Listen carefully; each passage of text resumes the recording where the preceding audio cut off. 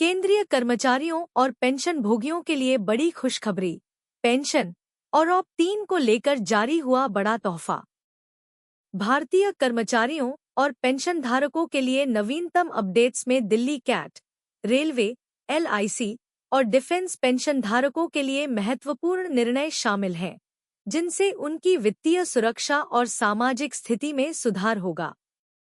भारतीय कर्मचारियों और पेंशनधारकों के लिए हाल ही में कई महत्वपूर्ण फैसले लिए गए हैं, जिनका प्रभाव उनके वित्तीय स्थिति और कल्याण पर पड़ेगा। इस लेख में हम दिल्ली कैट, रेलवे, एलआईसी और रक्षा क्षेत्र के पेंशनधारकों के लिए आए विभिन्न निर्णयों का विस्तार से विश्लेषण करेंगे। दिल्ली कैट का निर्णय। दिल्ली केंद्रीय प्रशासनिक ट्रिब्यूनल कैट ने पेंशन को जीवनयापन का अधिकार घोषित किया है।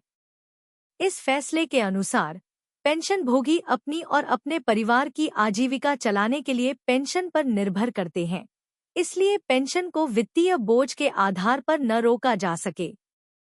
इसका सीधा अर्थ है कि पेंशनभोगियों को उनके जीवन के अंतिम चरण में वित्तीय सुरक्षा मिलेगी।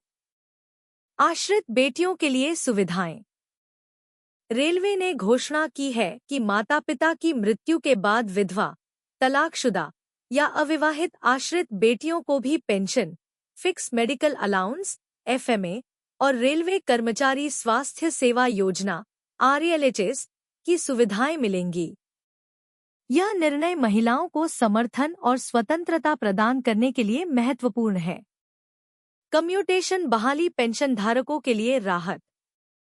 कम्यूटेशन के संबंध में, यदि 15 साल की अवधि समाप्त हो गई है और फिर भी पेंशन से कटौती जारी है, तो इसका मतलब हो सकता है कि पेंशनभोगी को मैक या एसीपी का लाभ मिला हो। इससे उनकी बेसिक पेंशन में वृद्धि हुई होगी, जिसके कारण कटौती जारी रह सकती है। यह नियम सुनिश्चित करता है कि पेंशनभोगी को उचित पेंशन प्राप्त हो। एलआईसी कर्मचारियों के लिए सरकारी पहल।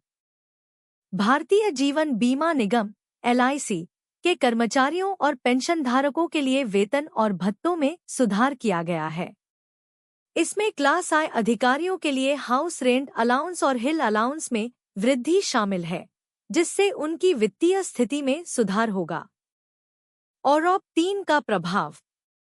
वन रैंक वन पेंशन और ऑप की तीसरी संशोधन, जो 1 जुलाई 2024 से प्रभावी होगी, डिफेंस क्षेत्र के पेंशनधारकों को नई दरों के अनुसार पेंशन की वृद्धि प्रदान करेगी।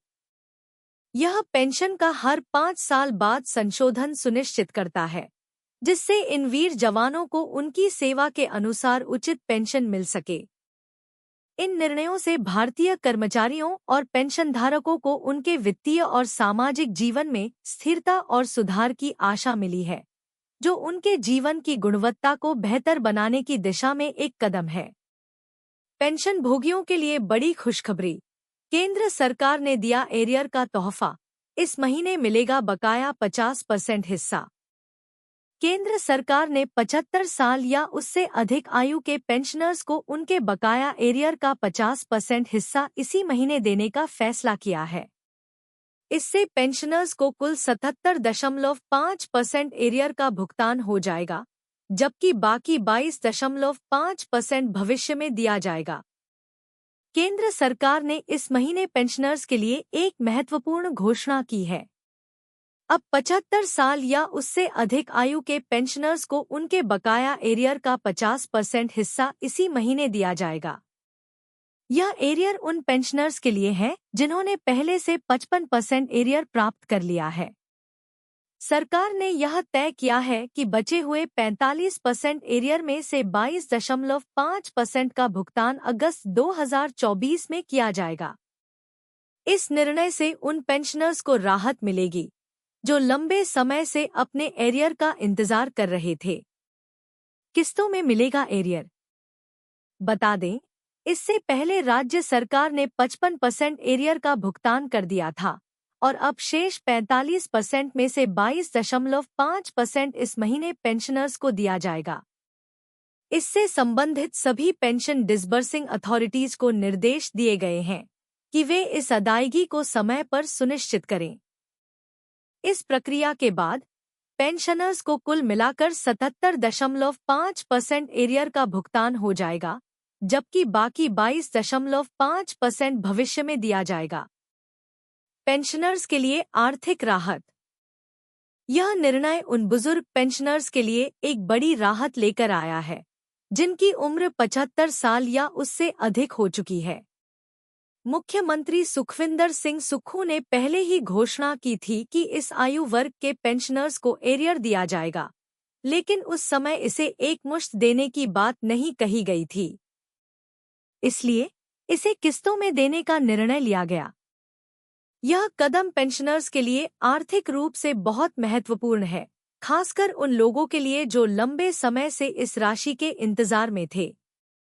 इससे न केवल पेंशनर्स की वित्तीय स्थिति में सुधार होगा, बल्कि उन्हें अपने दैनिक खर्चों को पूरा करने में भी मदद मिलेगी। सरकार का यह प्रयास पेंशनर्स के प्रति उसकी प्रतिबद्धता को दर्शाता है और उम्मीद की जा रही है कि इस फैसले से लाखों पेंशनर्स को लाभ मिलेगा। अब हर महीने की आखिरी तारीख को खाते में आएगी पेंशन। सरकार ने दिए सख्त आदेश। ये होगी पेंशन की टाइमलाइन। केंद्र सरकार ने पेंशन वितरण में देरी की समस्या को समाप्त करने के लिए सीसीएस पेंशन नियम 2021 के तहत समयबद्ध प्रक्रिया स्थापित की है, जिससे सेवानिवृत्त कर्मचारियों को समय पर पेंशन मिल सकेगी। केंद्र सरकार ने पेंशन वितरण में हो रही देरी की समस्याओं को दूर करने के लिए महत्वपूर्ण नीतिगत पहल की है। वित्त मंत्रालय ने नए दिशा निर्देश जारी किए हैं, जिससे पेंशन प्राप्ति की प्रक्रिया में सुधार आएगा और कर्मचारियों को उनकी सेवानिवृत्ति के तुरंत बाद पेंशन मिल सकेगी। सीसीपी पेंशन नियम 2021। सीसीपी पेंशन नियम 2021 के अनुसार पेंशन प्रक्रिया की समय सीमा निर्धारित की गई है, जिसे हर हाल में पालन करना अनिवार्य है। इस नियम के तहत सेवानिवृत्ति से 1 वर्ष पूर्व ही पेंशन भोगी को अपने सर्विस रिकॉर्ड की समीक्षा और अन्य आवश्यक तैयारियां शुरू कर देनी चाहिए। पेंशन प्रक्रिया के चरण। सेवानिवृत्ति से 1 वर्ष पूर्व सर्विस रिकॉर्ड की जांच और प्रारंभिक तैयारियां शुरू करना। सेवानिवृत्ति से 6 महीने पहले आवश्यक प्रपत्रों को कार्यालय प्रमुख के पास जमा करना। सेवानिवृत्ति से 4 महीने पहले कार्यालय प्रमुख द्वारा पेंशन मामले को पेंशन लेखा कार्यालय को भेजना।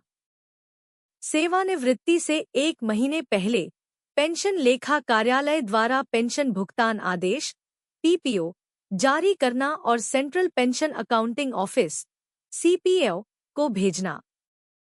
अनंतिम पेंशन की व्यवस्था। यदि किसी कारणवश पेंशन और ग्रेच्युटी का निर्णय समय पर नहीं हो पाता है, तो कर्मचारी को अनंतिम पेंशन प्रदान की जाएगी, जिससे उन्हें सेवानिवृत्ति के तुरंत बाद वित्तीय सहायता मिल सके। समय सीमा का महत्व। सरकार द्वारा समय सीमा का सख्ती से पालन सुनिश्चित करने के लिए दिए गए निर्देशों का उद्देश्य यह सुनिश्चित करना है कि कर्मचारी की सेवानिवृत्ति के बाद कोई वित्तीय रुकावट न आए। इस नवीन व्यवस्था से लाखों केंद्रीय कर्मचारियों को समय पर पेंशन मिलने में मदद मिलेगी और उनकी सेवानिवृत्ति के दौरान वित्तीय असुरक्षा की चिंता कम होगी। इससे न केवल पेंशन भोगियों को लाभ होगा, बल्कि यह समाज में वित्तीय स्थिरता और सुरक्षा को भी बढ़ावा देगा।